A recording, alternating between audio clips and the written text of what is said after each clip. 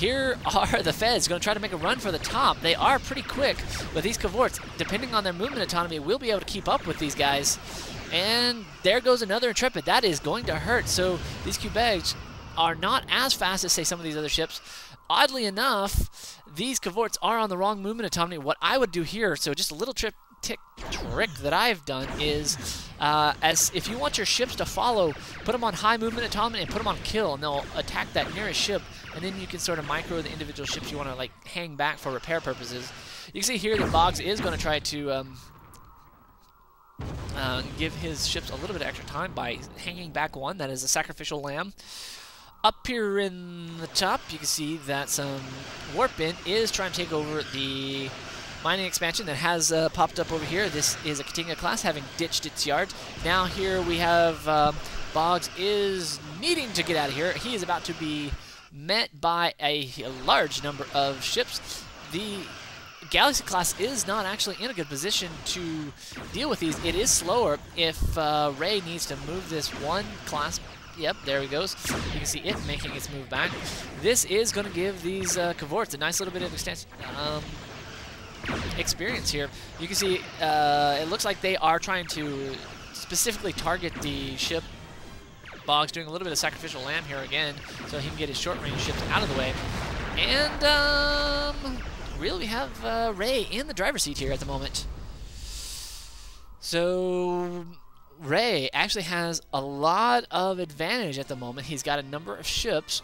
He has managed to win several engagements without losing very many of his ships. So, you know, as far as the balance of power, it should be on Ray's side.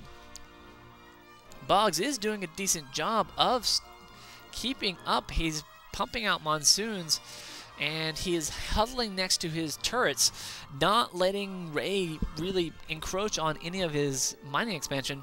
Really, you gotta say that while Ray has been winning the offensive side of this game, Boggz has been putting in for the economy here. Ray not having as much titanium as he is potentially bogged down on that. You can see that a third extension yard is out, not being used. Let's see if any of these Boggz classes. So here, just minor tweak here. If you're not using your yards, they're not really doing much of good. And you can see this one Boggz class here could have been built from the station. So really not sure what they're gonna do here.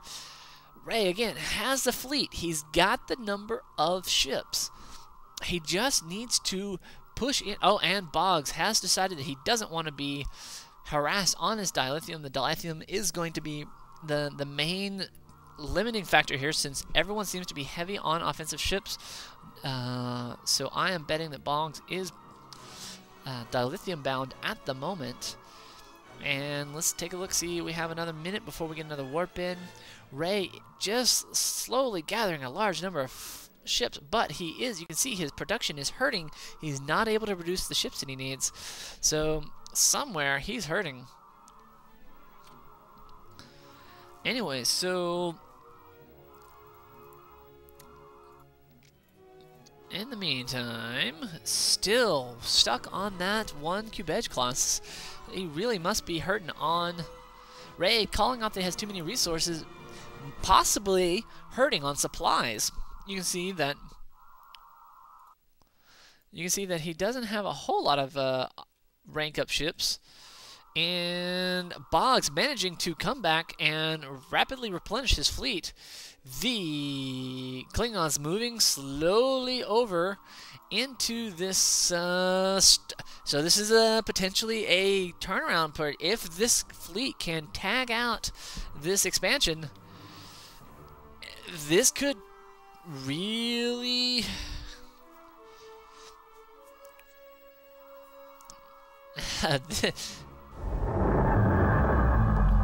we'll see. You can see that Ray doing a little bit of counter ally chat.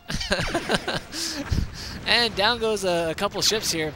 the Cavorts tagging this guy, getting a couple kills off of this guy, going to go take out this phaser platform. This phaser platform has a blade of armor, which is really good against short-range ships, which these Cavorts are.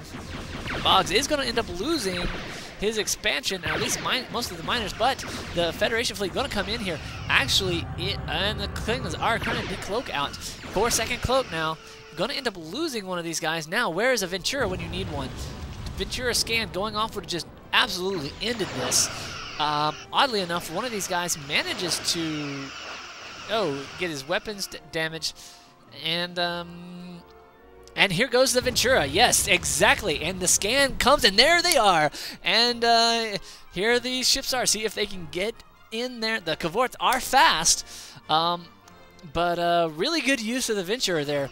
But a couple of these are going to get some pot shots off. So if they can just get the kill, the movement autonomy is not working in Boggs' favor at the moment. But the cloak detect did pay off in his favor. And just trying to get that last kill out. Manages to get some of that out, trying to keep some of these guys in range. Oh, Boggz doing a great job with that cloak detect, really turning around in his favor, getting a couple kills, disabling, but the Cavorts are going to come out of cloak, and Boggz getting a couple kills. I'm not sure whether Boggz should need to run or not here.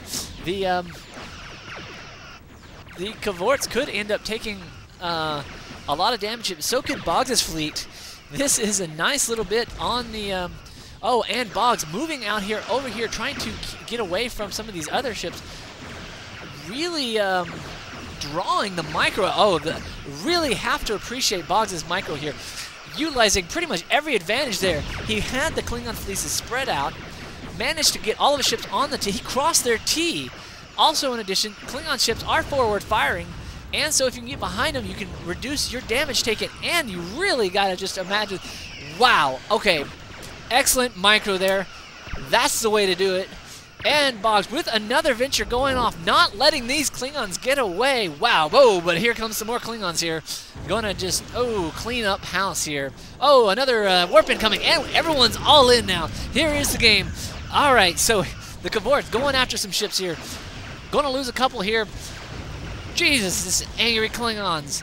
The Ray gonna end up tagging a number of Boggz. Boggz not getting a cheap victory at all. These Cavorts tagging a whole bunch of stuff, and these Cube Edge class coming in. They have superior durability, going to be able to withstand the hits. Cavorts taking, oh, I see a vet or an officer Cavort in the mix. You can see the engine disablements. Oh, that's going to make things interesting. Boggz, wow, some excellent play there, but Ray coming in with his superior numbers, and you can see the engine hooks, these really helping out Ray there at the end. Boggz, let's see what Boggz got cooking up on the docks at the moment. Here, Boggz actually a little bit resource constrained as well, not able to make his Intrepids. Ray, on the other hand, is building, continuing his 3-yard production. Actually, it's not a bad idea here. He's got his dilithium going. His tritanium is up at 2. He's got 2 of them. That's nice. So for the most part, he is about 1 3/4 totally expanded into 1 3/4 moons pairs. Making good use of his Cube Edge classes here. And his Cavorts have served him quite well, despite taking, wow, hello, what are we building here now? Battle Yard. And so Ray is looking to move into the next phase of the game, trying to move into, say, early mid-game units, or mid-game units. Boggz still looking to kind of be stuck in some of the early late game units with all of his Intrepids and minor bit of warp-in support. They are actually a little bit evenly matched as far as their tech at the moment, with Ray looking to move ahead just a tad bit. This is actually potentially a dangerous move depending on how much resources he has. His ship production may suffer. Actually, it is going to suffer a little bit because going to this battle yard is going to be costing him more in terms of ships. Though he does have sort of a 1 3/4 moon pairs, he could sort of sustain a battle yard fleet But he is going to be sacrificing the superior numbers that he's getting by producing out of his field yards. Boggz, a little bit over here, trying to, I guess he's just sort of managing this area over here, trying to get his dilithium back up and running. You can see that he has not mining out of this guy at the moment. And